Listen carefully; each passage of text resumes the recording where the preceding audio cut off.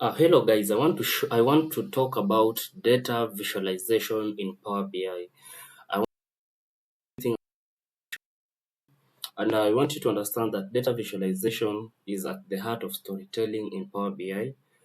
A well-designed visual not only represents your data but also unlocks meaningful insights by revealing patterns. You can get every information from our website. Just visit our website, then go to free resources, go to the blog section. You're going to get this blog. I'm talking about all about data visualization in Power BI. And we have visualizations like the area chart, bar and column charts, cards, combo charts, and how they are used in Power BI, because every particular work you want to do, it has its own visual that you're supposed to use for that work. Then at the end of the blog, you're going to get a PDF that has been attached for you. This PDF, when you download it, it's going to open like this. You're going to get something like this. We'll explain how to come up with all kind of visuals like the area charts. You can see them over here, okay?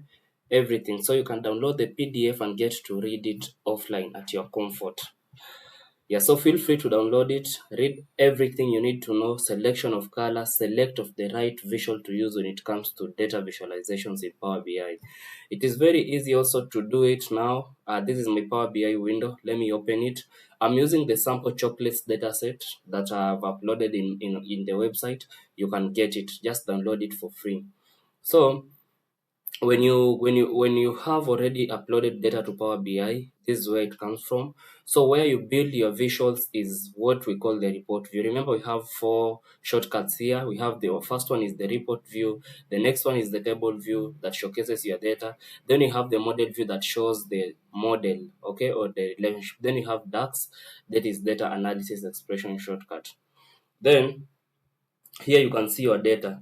So how is selection of visuals going to help you?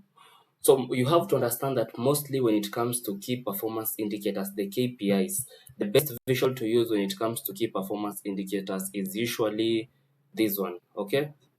Something like this one. It's called the card visual, and you can get the card visual in your Power BI as here. It's indicated by numbers. For example, you want to show the total sales or the total profit. It is recommendable that you use the card visual. So you just click on a blank visual like this, then you come and say you want to show what the total sales.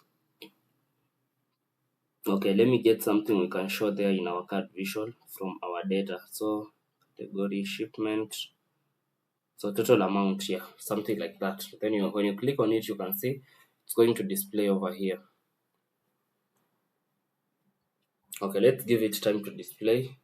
You can see the total, the sum of amount is 44.69 million. Then different selection of batches, because now you cannot tell me that you want to use a funnel to represent what total amount. Okay, it's not going to make sense. It's easier to represent it using the card visual. So understanding the art of data visualization, getting to know what is the right visual for me to use. Okay? What is the right visual for me to use? When am I supposed to use the pie chart? When am I supposed to use a bar chart? Okay, something like a pie chart.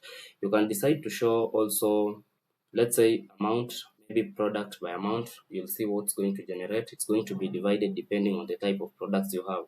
But now you can see analyzing this one, because we have very many products. Then in this case, it means that the pie chart is not going to be a better option for you to use. Okay, so you can easily change the visual here and say maybe you want to get let me right click on the visual, say want to change, or you can just come here once you've clicked here, and then you just come and say maybe let me use this one. But you can see now this one at least is making sense. It's easy for you to see the distribution.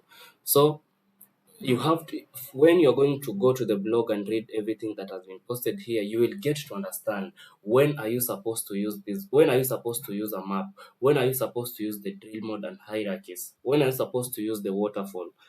Let us go back to the PDF, because now it is the one that is explaining in details. At the end of the PDF, I've also get to talk about uh, the ArcGIS map. Okay, you can see it here. I'm explaining step by step how it is used, so you can read and get to understand by yourself.